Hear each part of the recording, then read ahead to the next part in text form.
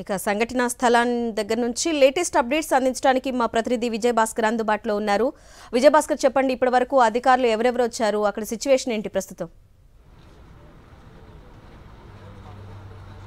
అర్నా 44వ జాతీయ రహదారిపై కర్నూలు జిల్లా కల్లూరు మండలము చిట్ల మల్లాపూర్ వద్ద జరిగినటువంటి ఘోర రోడ్డు ప్రమాదంలో 20 మంది చనిపోయినట్టు అధికారులు ప్రకటించడం జరిగింది. అందులో 19 మంది ట్రావెల్ బస్సులో ప్రయాణిస్తున్న వారు కాక ఒకరు బైక్పై వెళ్తుండేటువంటి అతను కూడా చనిపోయినటువంటి పరిస్థితి ఉంది. మొత్తంగా ఈ ప్రమాదం నుంచి 27 మంది బయటపడినట్టు జిల్లా కలెక్టర్ ప్రకటించడం జరిగింది. ఎవరైతే 19 మందికి సంబంధించినటువంటి మృతదేహాలు అయినాయో అవి గుర్తుపట్ట రాకుండా కార్లు లేనటువంటి పరిస్థితి ఉంది. ఈ ఘటనా స్థలాన్ని ప్రస్తుతం మనం చూస్తున్నాం.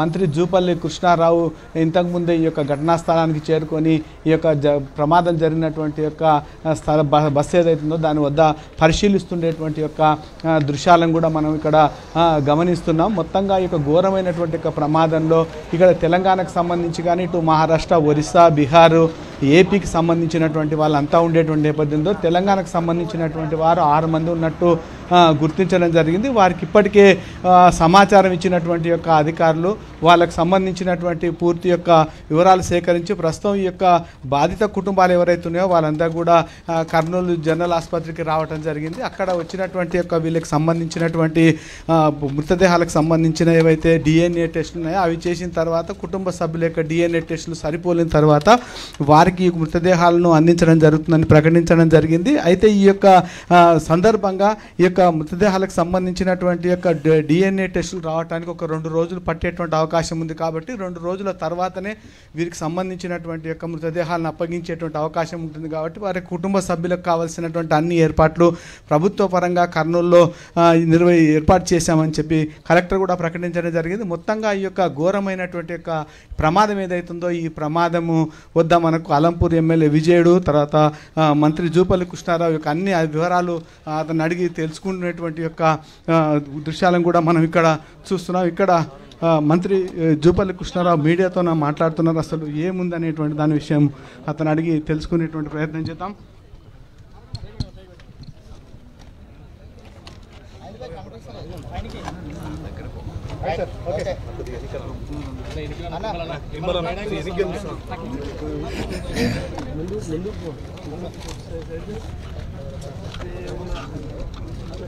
ఓకే, ఘోర ప్రమాదం జరిగింది.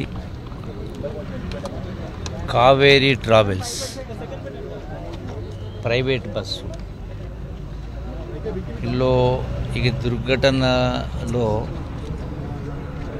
దురదృష్టమైన సంఘటన. మొత్తంగా 20 మంది చనిపోవడం జరిగింది. అదృష్టవశాత్తు ఇందులో 27 మంది ప్రాణాలతో బయటపడ్డారు. స్పష్టంగా ఇందులో బస్సు డ్రైవర్ది తప్పు స్పష్టంగా కనపడతా ఉంది. అంటే మోటార్ సైకిల్ ముందర పోతా ఉన్నది, ఆ వెనక ఆర్టీసీ బస్సు వస్తూ ఉంది. ఆ బస్సు డ్రైవరు ఆ 2 వీలర్ను యాక్సిడెంట్ చేసిన సందర్భంలో ఎప్పుడైతే ఆ 2 వీలర్ క్రష్ అయ్యి బస్ కిందకి వచ్చింది. ఇక్కడ జరిగిన సంఘటన చూసిన తర్వాత ఇక్కడ వాస్తవంగా జరిగినటువంటి చెప్పిన వాళ్ళ ప్రకారం చూస్తే ఆ డ్రైవరు కనీసం ఎప్పుడైతే స్కూటర్కు యాక్సిడెంట్ చేసిండో ఆ స్కూటర్ బస్సు కిందకి వెళ్ళిందో వెంటనే బ్రేక్ వేసి బస్సును ఆపి ఉంటే ఇంత ఘోర ప్రమాదం జరిగేది కాదు. 100-200 మీటర్లు అట్లే బస్సును లాక్కెళ్ళాడు, లాక్కెళ్ళింది ఆ స్కూటర్. సో దాని మూలంగా బస్సుకున్నటువంటి డీజిల్ ట్యాంకు బర్స్ట్ అయ్యి బ్రేక్ అయ్యి ఆ ఇగ్నిషన్ వల్ల మంటలు చెలరేగినాయి. ఆ మంటలు చెలరేగడంతో అది ముందర కూర్చున్నటువంటి వాళ్ళకు అవకాశం వాళ్ళు బయటికి రాలేకపోయారు. వెనక ఉన్న వాళ్ళు ఎవరో మహానుభావుడు ఆ అద్దాలు వెనక బ్యాక్ సైడ్ పగలగొట్టిన కనుక దానిలో నుంచి ఈ మిగిలినటువంటి 27 మంది బయట పడగలిగినారు. ఇది 100% ఆ యొక్క ట్రావెల్స్ బస్సు డ్రైవర్ యొక్క నిర్వాహకం వల్ల ఘోర తప్పిదం కారణంగా ఇంతమంది ప్రాణాలు బలి తీసుకోవడం జరిగింది. చాలా దురదృష్టకరమైన సంఘటన. ఎందుకంటే మనిషి ప్రాణం పోతే రాదు, మనిషి ప్రాణాలకు విలువ కట్టలేము. అది కూడా పేదవాళ్ళు బెంగళూరు నుంచి, హైదరాబాద్ నుంచి బెంగళూరు పోతా ఉన్నారు. చాలా దురదృష్టకరమైన సంఘటన. ఇటువంటిది జరగొద్దు. కట్టుదిట్టమైనటువంటి అంటే ఆ బస్సుల యజమానులు కూడా డ్రైవర్లకు సరైన ట్రైనింగ్ ఇవ్వాలి. వాళ్లకు ఆ స్పృహ లేని కారణంగా ఎప్పుడైతే ఇంత స్పష్టంగా కొట్టుకుని కనపడతా ఉంది, యాక్సిడెంట్ కాగానే అట్లీస్ట్ అసలు ఆ స్కూటర్ను గుద్దడమే తప్పు. దానితో మళ్ళీ 200 మంది ముందుకు తీసుకెళ్ళడం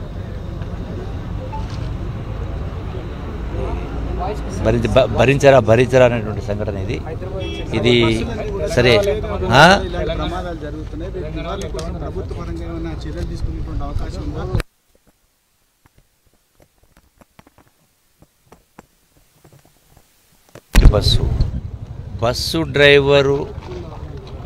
బస్సు డ్రైవరు చేసినటువంటి తప్పిదం వల్ల ముందల స్కూటర్ పోతూ ఉన్నప్పుడు సైడ్ నుంచి అయినా పోవాలి, స్లోనైనా పోవాలా. అదే స్పీడ్తో కంటిన్యూ కారణంగా స్కూటర్ గుద్దేయడం జరిగింది. అంటే కేవలం డ్రైవర్ తప్పిదం. ఇది రూల్స్ వల్ల కాదు, ఇంకోటి వల్ల కాదు, డ్రైవర్ తప్పిదం జరిగింది. అంటే డ్రైవర్ ఆ బస్సు ఓనర్ సంబంధించిన వాళ్ళు బాధ్యత వహించాలా. ఇటువంటివి పునరావృతం కాకుండా చూసుకోవాలి. వాళ్ళకు అవసరమైనటువంటి ట్రైనింగ్లు ఇచ్చే కార్యక్రమం చేయాలి. సో ప్రభుత్వ పరంగా ఎన్ని చర్యలు తీసుకోవాలని చేస్తూ ఉన్నారు. ఇప్పుడు చనిపోయిన వాళ్ళ ప్రాణాలు మనం తీసుకురాలేము. రాష్ట్ర ప్రభుత్వము గౌరవ ముఖ్యమంత్రి రేవంత్ రెడ్డి గారు ఈ చనిపోయిన కుటుంబాలకు 5 లక్షల రూపాయలు, చనిపోయిన వాళ్లకు 2 లక్షల రూపాయలు, ఎవరికైతే గాయాలైనాయో హాస్పిటల్ ఉన్నారో ఆ గాయాలైన వాళ్లకు 2 లక్షల రూపాయల చొప్పున రిలీఫ్ అనేది కొంత ఇవ్వడం జరిగింది. కానీ దీంతో మనం ప్రాణాలు తేలేము. సో ప్రభుత్వ పరంగా ఒక చిరు ప్రయత్నం, ఆదుకునే ప్రయత్నం చేయడం జరిగింది. ఇటువంటి దుర్ఘటన జరగకూడదు. దీనికి ప్రభుత్వాలు చేసే కార్యక్రమాలు ప్రభుత్వాలు చేస్తూ ఉన్నాయి. ఈ ప్రైవేటు బస్సులు కూడా గతంలో కూడా ఇదే నేషనల్ హైవే పైన నాకు జ్ఞాపకం ఉంది, నియర్ కొత్తకోట దగ్గర, పాలెం దగ్గర రోడ్డు కర్వేచర్ ఉంది. ఆ బస్సు పోయి ఆ కల్వర్ట్ను గుద్దింది, కర్వేచర్.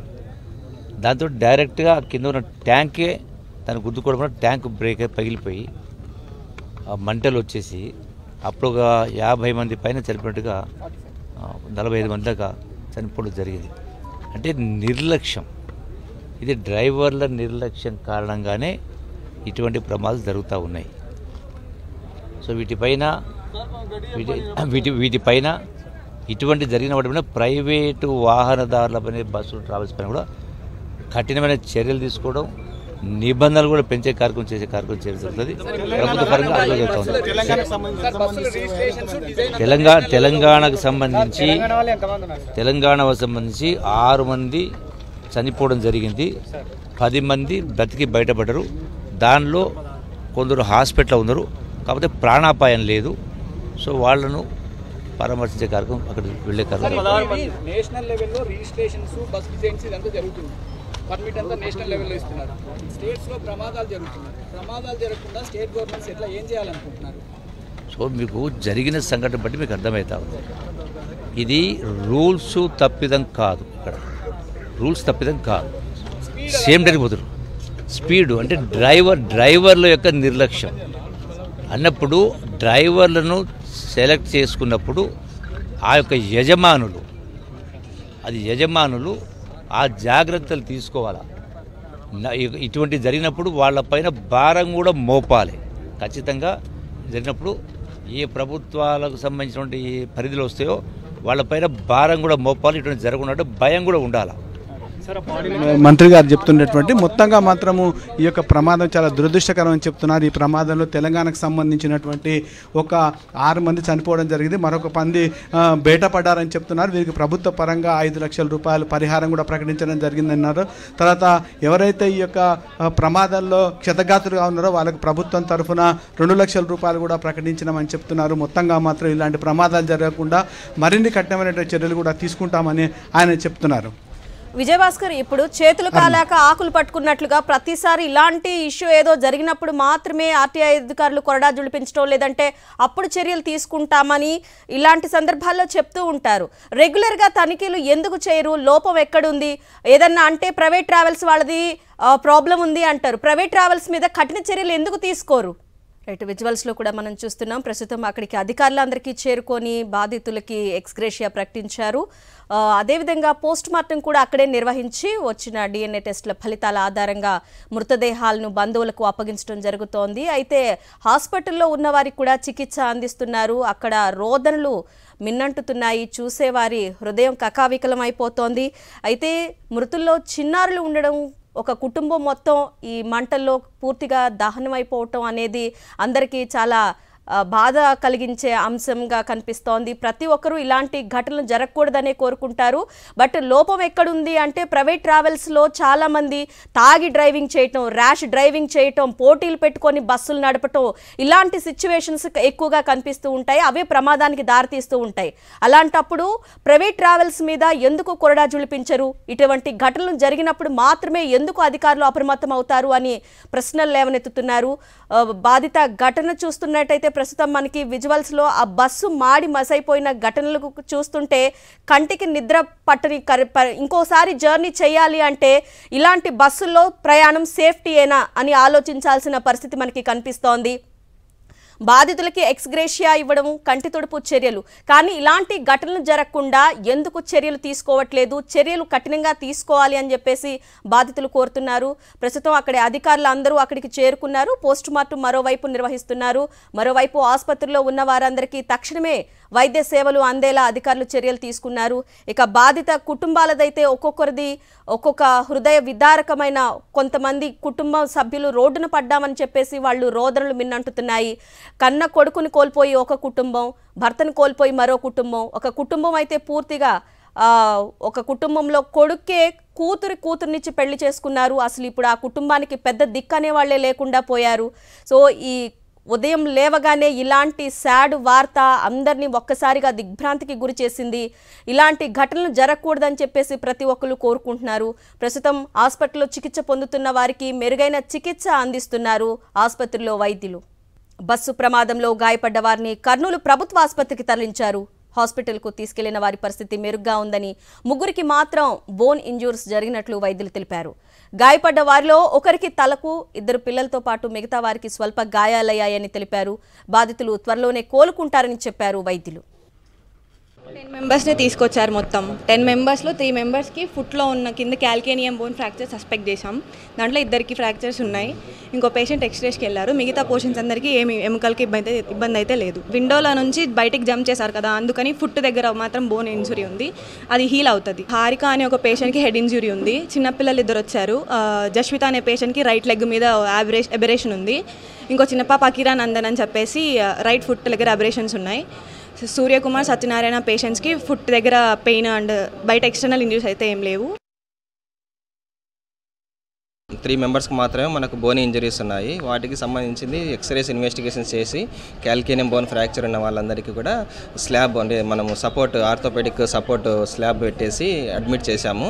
దాన్ని బట్టి కన్జర్వేటివ్ మేనేజ్మెంట్, సర్జికల్ ట్రీట్మెంట్ అవసరం ఉండదు. యాజ్ ఆఫ్ నో వచ్చిన వాళ్ళు అందరూ స్టేబుల్గా ఉన్నారు. విండోలోంచి దూకడం వల్ల ఆ బరువు అంతా ఫుట్ బోన్ మీద పడడం వల్ల ఆ క్యాల్కేనియం బోన్ అనేది ఫ్రాక్చర్ అయింది. సో అదంతా కూడా పీసులు అంటే కమ్యూనిటెడ్ ఫ్రాక్చర్ ఉంది. సో దానికి మనము స్లాబ్ వేసి కన్జర్వేటివ్ మేనేజ్మెంట్ చేసుకొని ఒక 1 మంత్ బెడ్ రెస్ట్ ఉండడం వల్ల సెట్ అవుతుంది. డ్రైవర్ నిర్లక్ష్యం వల్లే ప్రమాదం జరిగినట్లు తెలుస్తోంది. మంటలు చెలరేగిన వెంటనే ప్రయాణికులను అప్రమత్తం చేసుంటే ప్రాణ నష్టం జరిగేది కాదని బాధితులు చెబుతున్నారు. మంటలు రాగానే డ్రైవర్తో పాటు స్పేర్ డ్రైవర్ వాటర్ బబుల్తో మంటలు ఆర్పే ప్రయత్నం చేశారే తప్ప ప్రయాణికులను నిద్రలేపలేదు. కనీసం మంటలు చెలరేగిన తర్వాతైనా తమను అప్రమత్తం చేసుంటే ఇంతమంది చనిపోయేవారు కాదని చెప్తున్నారు బాధితులు. ఏసీల నుంచి పొగ రావడంతోనే తాము లేచామని, ఆ తర్వాత అగ్ని ప్రమాదం జరిగిన విషయం తెలిసిందన్నారు. ప్రమాదం తర్వాత డ్రైవర్ ఎటు వెళ్లాడో తెలియదని చెప్తున్నారు బాధితులు.